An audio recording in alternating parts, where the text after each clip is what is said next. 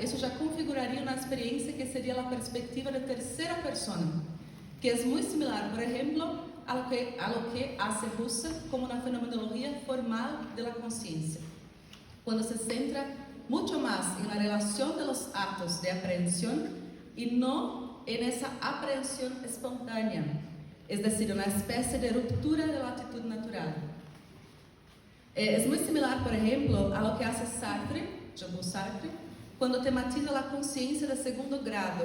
Es que en Sartre hay también esa distinción que la conciencia de primer grado, que es la conciencia espontánea, reflexiva, y una conciencia de segundo grado, que es la conciencia de la conciencia que está actuando. Es como una instancia de reflexión, una instancia tematizada, una instancia que no es pre-reflexiva, no es interpretativa. Por eso es una conciencia de la conciencia. Y es muy similar a la forma en que la fenomenología lee en general a Descartes, como un arquetipo de la autorreflexividad filosófica. Eso está en el libro de Husserl, Meditaciones Cartesianas. No sé si en español es traducido así, pero es Meditaciones Cartesianas. Que es como un arquetipo de la autorreflexividad filosófica, cuando pone el mundo en suspenso, con la epoge, y aprehende entonces a sí mismo captando el mundo. En este movimiento, que es un movimiento de autorreflexividad, este movimiento reflexivo, teórico, que es lo que caracteriza un movimiento de comportamiento tematizado con la forma en que aprendo el mundo, sería una perspectiva de tercera persona. Entonces, el punto aquí sería precisamente el otro, ¿eh? El punto que yo llevo como giro metodológico es la perspectiva de primera persona, el otro punto, que es la perspectiva de primera persona, es decir, no tematizar la experiencia pre-reflexiva, que caracteriza al mundo como un correlato intencionado de la conciencia. ¿Cómo se percibe el mundo? ¿Cómo se vive el mundo? ¿Cómo se significa el mundo? Y ahí entraría la subjetividad como fuente legítima para la constitución del sentido. Es muy interesante porque cuando hablamos de subjetividad en Heidegger, en Martin Heidegger, todo el mundo dice, pero no critica Heidegger la noción de subjetividad, no está criticando la noción de sujeto. He hecho aquí una especie de resumen con algunas modulaciones de la noción de subjetividad, pero me voy a centrar en Heidegger y Merleau-Ponty. Pero yo hice ese resumen porque hay muchas modulaciones del concepto de subjetividad en la filosofía contemporánea. Pero, por ejemplo, en el caso del Husserl, tenemos entonces una subjetividad que es trascendental, constitutiva, que está muy marcada por la intencionalidad, por el yo puro, el ego puro, por la conciencia, esa conciencia que es principalmente una conciencia una conciencia que reflexiona sobre la conciencia espontánea, no es pre-reflexiva, es la conciencia que reflexiona. Y la reducción fenomenológica y la constitución de sentido también. En Heidegger, por otro lado, la subjetividad no es trascendental, pero existencial, y es caracterizada por la noción de Dasein. Dasein, que es el concepto central de la filosofía de Heidegger, que significa el ser ahí, ser en el mundo. No sé cómo se traduce en general en español, ser ahí también, ¿no? Ser ahí, ser en el mundo. Hay una traducción para el portugués en Brasil que es un poco confundida, que es la traducción de presencia. Pero nosotros usamos más la traducción para ser ahí también, ¿no? Que es como en español. A propósito, yo estaba hablando con Marianne que en Brasil nosotros utilizamos como referencia de traducción buena de ser tiempo la traducción de Rivera, porque muchas veces las traducciones para el español son mejores porque, yo no sé por qué muy bien, pero hay muchas traducciones muy buenas en español y por eso de Rivera es como una traducción que utilizamos mucho en el día a día, pero a veces hay que cotejar las traducciones, hay que comparar. Bueno, con las nociones entonces de ser en el mundo, el cuidado, la temporalidad y el ser arrollado, que es la estructura de la Gewoffenheit. Acá yo he escrito lanzamiento, pero después yo he conferido es arrojamiento en español. Bueno, Merleau-Ponty con la subjetividad corporal o encarnada, en portugués decimos siempre corporificada, pero creo que en español es mejor encarnada, ¿no? Que también es pre-reflexiva y se caracteriza por la noción del propio cuerpo, que es la percepción y el mundo vivido. Sartre con una subjetividad más negativa, marcada por la banalidad, marcada por la noción de libertad, de ausencia, ausencia, por el nada, el concepto de nada, por la mala fe y por la mirada del otro, en la libertad también. Y aquí podemos traer también algunas personas de la tradición hermenéutica que se desprenden de la fenomenología, por ejemplo, Levinas y Paul Ricoeur, con la subjetividad ética, en el caso de Levinas, que se da por la relación con el otro como infinito, el otro que solo se aprende por el rostro, y la relación con la responsabilidad y la facticidad. Y Paul Ricoeur con una subjetividad que es narrativa, que ya configuraría mucho más el carácter hermenéutico, con la identidad narrativa, el reconocimiento y el tiempo narrativo. Evidentemente, esto es mucho, por eso no voy a hablar de todo, solo de Heidegger especialmente y un poco de Merleau-Ponty. Como el proyecto de investigación es un proyecto temático, involucra la filosofía continental contemporánea en su conjunto sobre el tema de la subjetividad. Pero me centraré entonces en esos dos puntos que son Heidegger y Merleau-Ponty. Juntos contribuyen a que podamos reflexionar sobre el giro metodológico que la fenomenología tiene en la ciencia cognitiva, principalmente. Entonces, pensando en Heidegger, ¿qué significa decir que es una subjetividad existencial? Heidegger critica la noción de sujeto, principalmente por la forma en que el sujeto representa la traducción del término latino subjectum, que a su vez representa la traducción del término griego hipokeimenon. ¿Qué es eso, no? Es pensar en la forma en que el sujeto, como sustrato, como hipokeimenon, como un subjectum, configuraría una especie de ente dotado de propiedades. Un ente que retiene una propiedad. Es decir, un ente que significa una reformulación de la noción de usía aristotélica. Entonces, la crítica que Heidegger hace de la subjetividad se remonta a Aristóteles, ¿no? Porque cuando Aristóteles, en las diversas categorías, piensa la noción de usía, que es la primera categoría, que debería ser el ser, como aquello a lo que se atribuyen las otras 9 categorías, que son modos predicados de hablar de esa primera categoría, ella deja de ser la categoría de ser y pasa a ser la categoría de sustancia, de ente. ¿Qué quiero decir con esto? Que se va a atribuir predicados a esta primera categoría de ser, ella dejará de ser un ser y significará un ente, es decir, aquello que le tiene propiedades, aquello que puede ser categorizado. Entonces, la categoría de ser, lo que sería ser de hecho, termina convirtiéndose en la categoría de sustancialidad, sustancia, sujeto. Por eso la crítica de Heidegger no es al concepto de sujeto como la contemporaneidad ha pensado, pero es una crítica a la noción de sujeto teniendo como base la teoría del juicio y principalmente el concepto de sujeto, que es una traducción de subjecto, que es una traducción de hipokeimenon, que por su vez remonta a esta crítica a Aristóteles por la noción de usía. Por eso que ¿cómo se dice? Inicio. Por eso que en inicio de ese tiempo hay una crítica a las categorías aristotélicas, hay una crítica a la tradición metafísica, que siempre ha olvidado el ser y ha hablado del ente, pero el ser ha pasado por un olvido. Este olvido es precisamente el olvido que se ha transformado la categoría de usía en un ente y no en un ser. Bueno, y ahí terminamos un proceso de identificación en el que la noción de subjetividad se convierte en la base de la teoría del juicio. La base para que puedas hablar de la relación de predicación, que entonces involucra esa estructura que es sujeto-predicado, SP, en ese sentido, la crítica de Heidegger a la noción de subjetividad es la crítica a la forma en que el sujeto se moviliza en la teoría del juicio, como aquello que le tiene propiedades más allá de su carácter de devenir. Es como devenir de, como Heráclito ha hablado, ¿no? Devenir, más allá de lo que sería una ontología del devenir, en oposición a una ontología de la presencia, que es lo que Heidegger critica en ese tiempo. Pero Heidegger utiliza el término sujeto y utiliza muchas veces, no solo una o dos. Entonces, el punto no es precisamente la noción de que existe una Débora aquí, que existe una Mariana aquí. Mucha gente piensa que el dato es una fusión absoluta. No, existe un yo y existe un tú. Pero solo que este yo no puede pensarse a partir de la noción de que asumir una posibilidad existencial implicaría asumir una categoría que me determinaría de manera previa.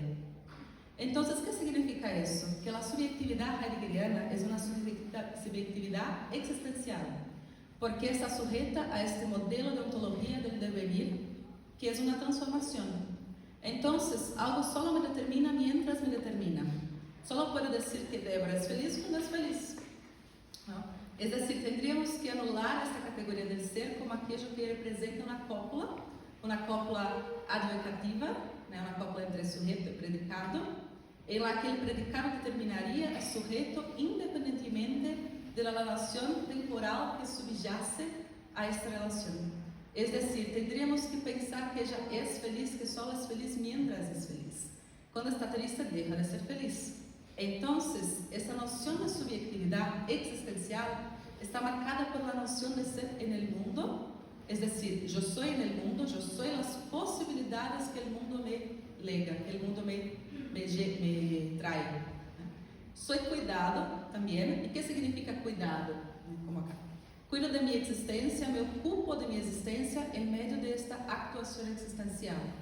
Lo que subyace a todo eso es la noción de temporalidad. Por eso no puedo retener una propiedad atemporal que me determine de manera previa. Y tengo la estructura de la Geworfenheit, que es la estructura del arrojamiento, ¿no? Y ser arrojado a un mundo y estar arrojado, lanzado abruptamente a una red de significados que me llega a través de la tradición. Y Merleau-Ponty será un lector muy importante también de Heidegger. Creo que completa Heidegger porque plantea un punto que es muy importante y que Heidegger no pensó también, que es precisamente esta dimensión del cuerpo que hasta entonces no había sido suficientemente tematizada en la filosofía fenomenológica, que es la dimensión de que la subjetividad, por más que esté marcada por la ausencia de determinaciones previas, no puede prescindir del cuerpo. Es como si el cuerpo fuese una determinación que nosotros no podemos prescindir. Entonces tengo un cuerpo, y ese cuerpo no existe como algo que yo, de alguna manera, tematizo como un ente desde la perspectiva de una tercera persona. No es otro, como es el caso de Descartes, né, que tiene la res corpórea, que de alguna manera subsiste, y la res cogitans, que existe independientemente del cuerpo. Entonces no es eso, no es como una precedencia ontológica de la res cogitans y de la res, ante la res corpórea. Al contrario, es una subjetividad que es corporal. ¿Por qué? Porque pasa a estar encarnada. Y aunque sea pré-reflexiva, la corporalidad de esta subjetividad es precisamente lo que marca ese vínculo, esa unión indisoluble que tenemos con el mundo, que caracteriza esa intencionalidad más elemental que moviliza Heidegger. Entonces, la noción de cuerpo propio aparece aquí como una distinción en relación con los términos Körper y Leib. Es decir, Leib en alemán es el cuerpo propio, el cuerpo vivo, y Körper es un cuerpo físico, un cuerpo que está en los límites de la piel, por así decirlo. Bueno, el cuerpo propio es lo que se extiende en una corporación más allá de los límites de la piel. Entonces, hoy en día, por ejemplo, que movilizamos muchas cosas en el celular, es un ejemplo. Siempre tenemos el celular en la mano. Es como si el celular fuera una especie de extensión del cuerpo. El cuerpo implica formas de corporeidad que no se reducen solo a lo material. Implica todo aquello que tampoco es material, pero es corpóreo, en el sentido de gestos, por ejemplo, los gestos que nosotros tenemos como una manera muy particular de expresión de nuestro cuerpo. Las exigencias del mundo, ese término tan famoso en las ciencias cognitivas, las exigencias en la traducción que yo escribiste acá para el término affordances, ¿no? Es que en portugués siempre utilizamos affordances, no sé si en español también se utiliza affordances, pero creo que sí, que son las exigencias que el mundo siempre me exige, de alguna manera, exige mi corporalidad, interfiere en mi corporalidad, está directamente relacionada y correlacionada con la forma en que el mundo interfiere en mí. Y ahí tenemos la percepción como base, que sería precisamente la idea de que capto el mundo perceptivamente. Por eso que yo necesito de un cuerpo. Y el mundo entonces se convierte en un mundo vivido, não é um mundo que aparece como um correlato no sentido de estar reduzido à categoria de objetualidade. O mundo é um mundo que vivo, que experimento, então esse vínculo intencional lo podemos transmutar aqui por la expressão mundo vivido. El mundo es el mundo intencionado por la conciencia, que no es la conciencia de segundo grado, ¿no? Sino la conciencia espontánea, instantánea. La conciencia que está ahí en la base de todo lo que hago. Es la conciencia de primer grado, digamos. Bueno, entonces traje como contribución un texto de Heidegger que es reciente, que salió en 2018 en Alemania. En portugués ya tiene traducción. Yo me olvidé de conferir si hay una traducción para el español del Seminario de Solikon. No sé bien si hay, pero es muy reciente. En Alemania ha salido en 2018. Sí, hay, de Miguel García Baró. Ah, una traducción. Ay, qué bueno. Sí, porque es un texto muy importante, es muy reciente, ¿no? La traducción para portugués ha salido en 2021. Hay dos versiones del Seminario de Solikon, una versión más antigua, que hoy sabemos que no es exactamente de Heidegger, pero se basó en los escritos que Medard Voss, por decir, fueron apuntes que él tomó, que Medard Voss tomó de las clases, y luego se publicaron como textos de Heidegger, pero no son exactamente de Heidegger, son de Voss. Y luego tenemos los manuscritos del propio Heidegger, que durante los seminarios que fue a Solikon, en Zurich, durante 10 años, ha impartido todos los seminarios, tiene varios registros, anotaciones, todo eso se recopiló en este material, que es el libro Seminarios de Solikon, que es una versión más reciente de 2018. Hay dos pasajes de lo antiguo y un pasaje de nuevo que me gustaría citar. La primera es esa. Todas las representaciones encapsuladas, objetivantes de una psique, de un sujeto, una persona, un yo, un ego, una conciencia, utilizadas hasta hoy en la psicología y la psicopatología, deben desaparecer en la visión de las áreas analíticas y de las análisis en general, en favor de una comprensión completamente diferente. Y después completa diciendo que la construcción fundamental del ser humano, que se construirá a partir de ahora, se llamará Dasein, o ser humano. Ser en el mundo, ser ahí. Entonces, ¿qué se representa eso? Precisamente la idea de un sujeto que está desobjetivado, pensando en la noción de subjetividad de la tradición moderna y de la tradición metafísica. Por lo tanto, es una noción de sujeto que se basa en el carácter de apertura. Por lo tanto, no es una realidad encapsulada, objetivante. Por eso no habla de conciencia, por eso Heidegger no habla de conciencia, no habla de un yo, de una psique, porque todas esas formas de pensar al sujeto representan una configuración intrapsíquica que prescinde del mundo para constituirse. Entonces, soy apertura, soy un flujo intencional de comportamiento en el que el mundo configura mis posibilidades de ser.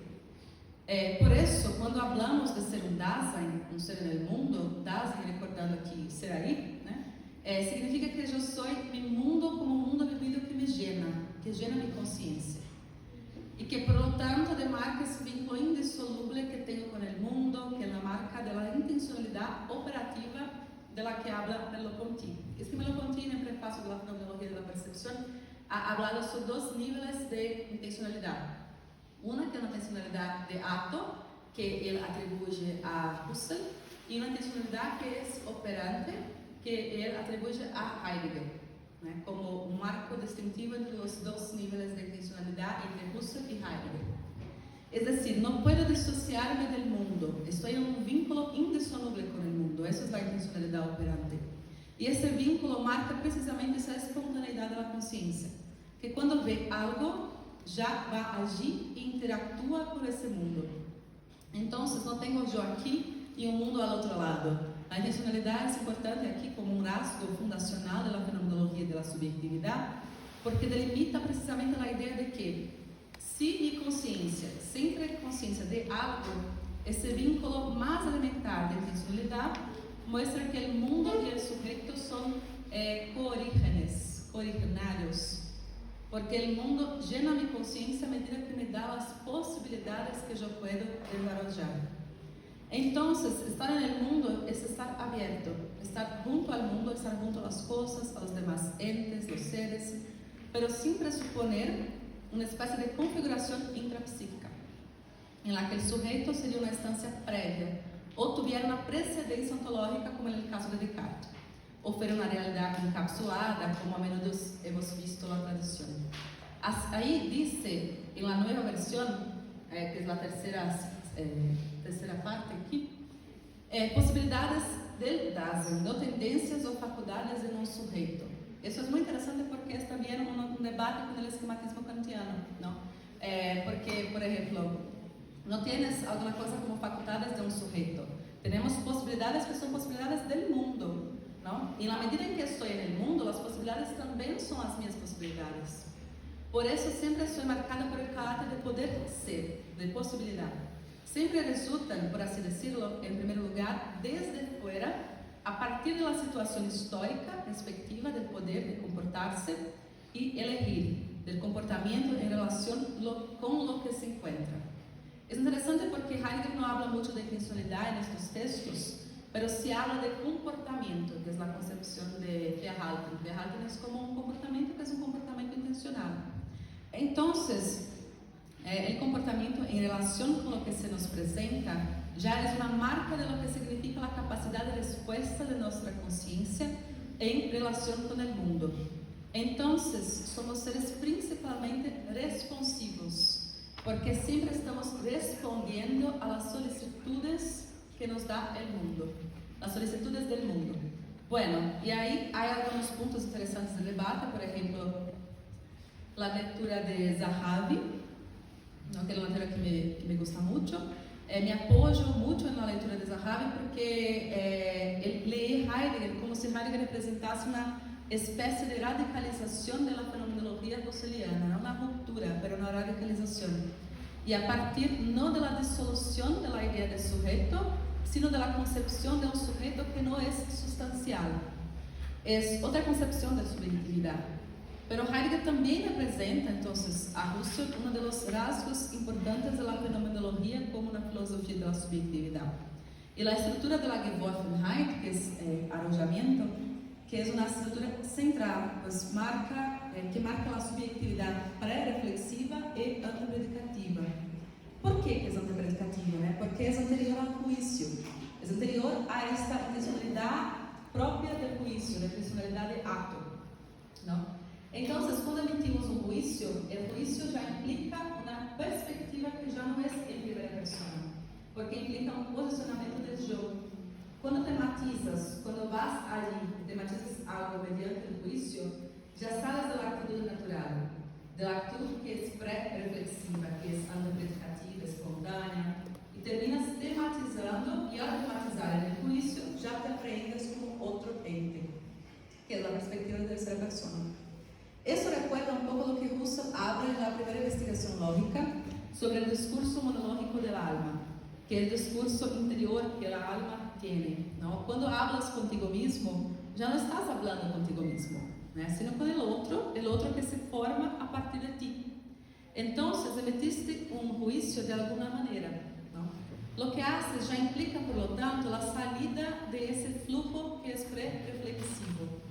Para Dreyfus, por ejemplo, esta es la marca del carácter práctico de la ontología fenomenológica heideggeriana, que incluye también aquí el aspecto corporal del sujeto. Por eso es muy práctico, ¿no? El sujeto tiene cuerpo, tiene mundo. Sí es una dimensión responsiva, y sí es una dimensión responsiva, está marcada por la corporeidad, porque la responsividad, ese carácter de respuesta, se da por el cuerpo. Todo atraviesa el cuerpo. Entonces, en lugar de una manija, voy allí y simplemente abro la puerta. Ya tengo ese conocimiento previo, que no es un conocimiento en el sentido de un conocimiento de una facultad. Es algo que se da por el flujo instantáneo de la experiencia. Entonces, la experiencia aquí es el suelo apodítico que me permite vivir en el mundo como vivo. Me da la base para que pueda mirar una puerta y saber abrirla. Porque siempre he abierto puertas, ¿no? Entonces es algo automático, es una cosa responsiva, automática.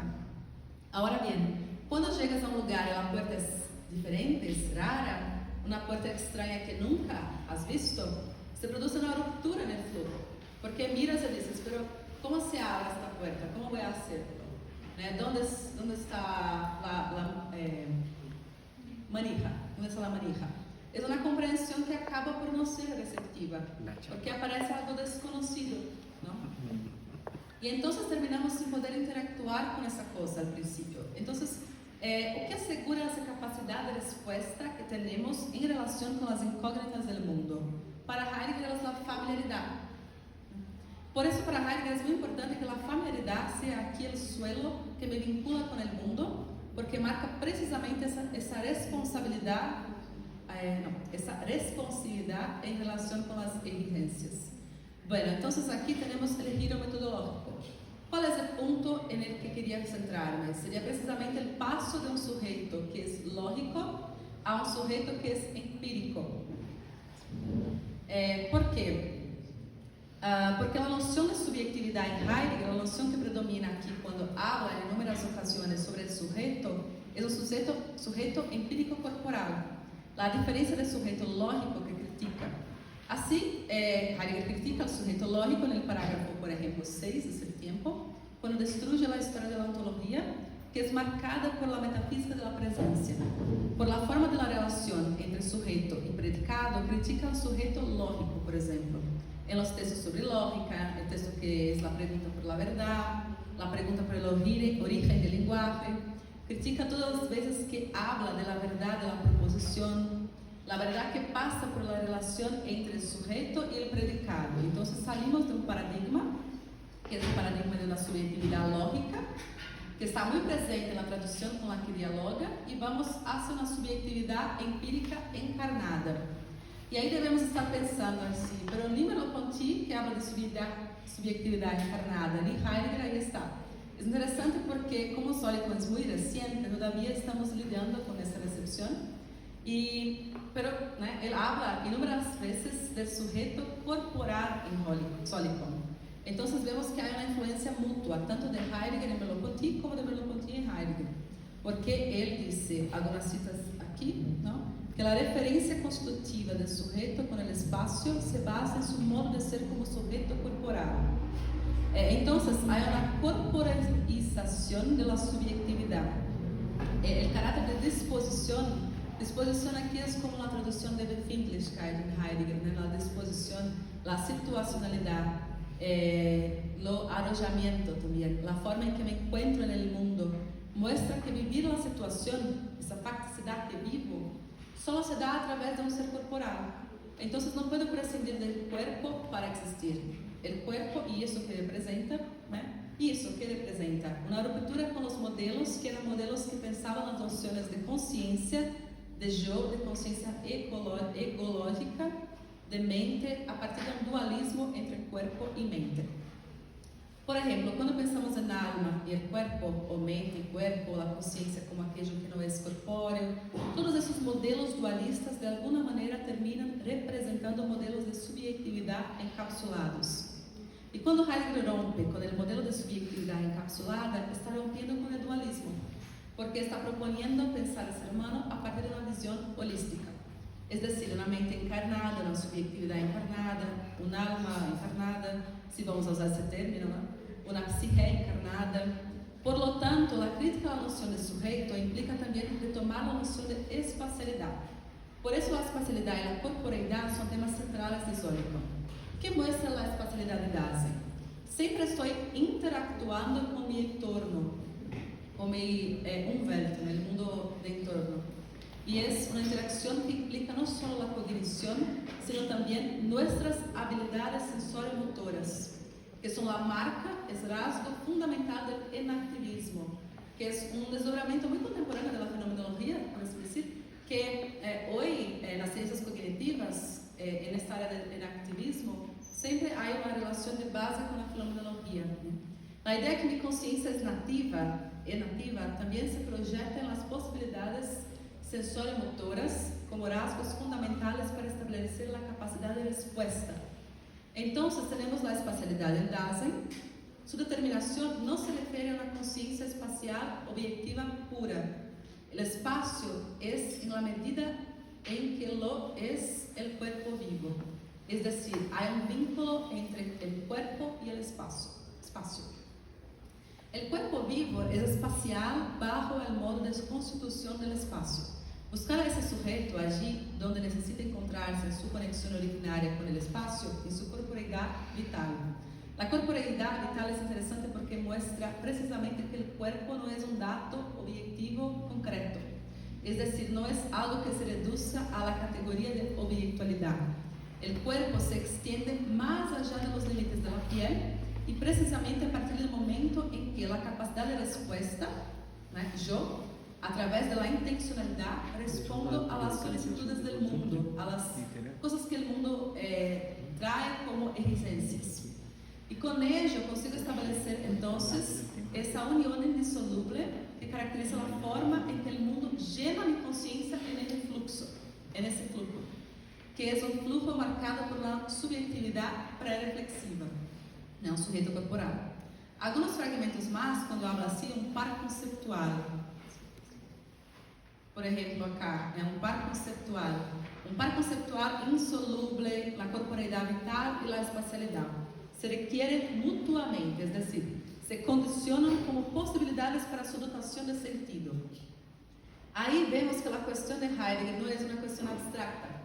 Cuando empezamos a leer el tiempo, cuando él dice que la tradición metafísica ha olvidado la pregunta por el ser, ¿qué es el ser? ¿Cuál es la constitución del sentido de ser? A veces caemos en reflexiones como estas. Heidegger está pensando en el sentido de ser, pero ¿qué es ser? Ser es una cosa muy abstracta. Pero cuando situamos a Heidegger dentro de este marco, que es el diálogo con lo que le precedió y con lo que aún está en curso, es decir, en el ámbito de la filosofía contemporánea, vemos que la constitución del sentido, reflexionar sobre la pregunta por el sentido, es reflexionar sobre la forma en que se asumen las posibilidades fácticas. Entonces no es una pregunta abstracta, es una pregunta muy concreta, ¿no? Porque la constitución del sentido, la constitución que yo tengo con el mundo al asumir una posibilidad fáctica. Por eso, significa preguntarse cómo existo en el mundo. Al fin y al cabo, esa es la pregunta, ¿Cómo utilizo las cosas? ¿Cómo me requieren las cosas? ¿Cómo consigo de hecho existir? Sabiendo que de alguna manera necesito movilizar utensilios, necesito tratar con personas, pero no necesito en todo momento tematizar lo que estoy haciendo, porque si no, no podría hacer nada. Si en cada momento tematizara un movimento de conciencia, de mi conciencia actuando, caeríamos en una especie de ruptura con ese flujo automático que caracteriza la cotidianidad. Ya hemos vivido rupturas, Entonces la pregunta central es: ¿cómo es posible que la existencia se dé de una manera pré-reflexiva, de una manera en la que tenga un nivel de intencionalidad elemental y en la que tenga una intencionalidad operativa que garantice mi vínculo con las cosas en general, con los objetos, con el mundo circundante, con los utensilios? Por eso, él dice que el cuerpo vivo es cada vez más consciente como un todo. Es consciente como un todo en el sentido de que es consciente del espacio que habita, del espacio que moviliza, y de los seres que moviliza, de los utensilios, de las cosas, de las personas. Y el espacio tiene una de sus condiciones fundamentales en la corporeidad vital del sujeto. La constitución ontológica nos superaba el sujeto como sujeto corporal y el cuerpo vivo como cuerpo vivo de una conciencia intencionada. Bueno, y entonces llegamos a nociones que son centrales también. Por ejemplo, la subjetividad encarnada.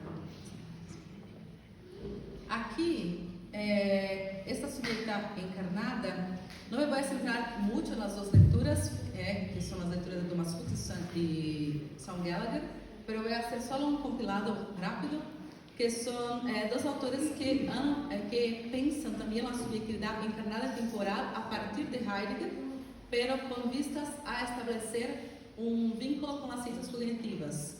La distinción entre cuerpo vivo, que es el Leib, el cuerpo físico, que es el Körper, y el cuerpo físico es un cuerpo como objeto físico, que es observable por la ciencia, por ejemplo. Cuando voy al médico a hacer un examen, es el cuerpo que tenemos que investigar. Pero el Leib, que es cuerpo vivo, es sentirlo a través de la experiencia subjetiva, no es el cuerpo que se investiga al médico, por ejemplo. Para Fuchs, la subjetividad surge de la corporalidad vivida, de las sensaciones, los movimientos, la experiencia prereflexiva que tenemos de nuestro cuerpo en el mundo, que es pensar en una acción encarnada. Por eso que también el tiempo es un tiempo encarnado, tiempo corporalizado. Y para Sean Gallagher, la mente es la mente corporificada, la mente encarnada. Por eso la mente es distribuida entre el cuerpo, el cerebro y el entorno también. Por eso la experiencia corporal, la experiencia de corporeidad, se abarca entorno cultural, entorno social, son prácticas encarnadas, como usar herramientas, interactuar con otros, moverse en el espacio. Todo eso son prácticas que son encarnadas o corporificadas que envuelven la conciencia, el entorno, el cuerpo, todo el sujeto como sujeto integral, que es la respuesta mínima del yo, una forma básica de subjetividad que es prereflexiva y que se siente la experiencia corporal inmediata, la base de la noción de la actividad. Aquí yo hice una comparación de los dos. ¿Qué es pensar entonces en Thomas Fuchs un cuerpo vivido como base de la subjetividad y en Sean Gallagher un cuerpo como estructura sensual, motor y social? ¿Por qué son importantes estos cuadros, esa comparación de tanto de Fuchs como de Gallagher? Porque van a repercutir directamente en lo que será el modelo de cognición 4E. No sé si acá también se utiliza ese termo, yo creo que sí, cognición 4E, que es un modelo. En español la traducción es perfecta porque mantiene los 4 E's, porque es de inglés, pero en español es encarnada, embebida, inactiva y extendida. Entonces los 4 E's se mantienen, ¿no? Que es una cognición que es encarnada, que es situada en el entorno, que es basada en la acción y extendida más allá del cuerpo. Y los 4 E's son embodied, encarnada, embedded, que es embebida o incrustada, inactive, inactiva, y extended, que es extendida. Es decir, que esta cognición encarnada es una cognición que renuncia a una configuración intrapsíquica, de alguna manera en un modelo de conciencia egológica, y pasa a comprender el cuerpo vivido como una fuente primaria de la experiencia.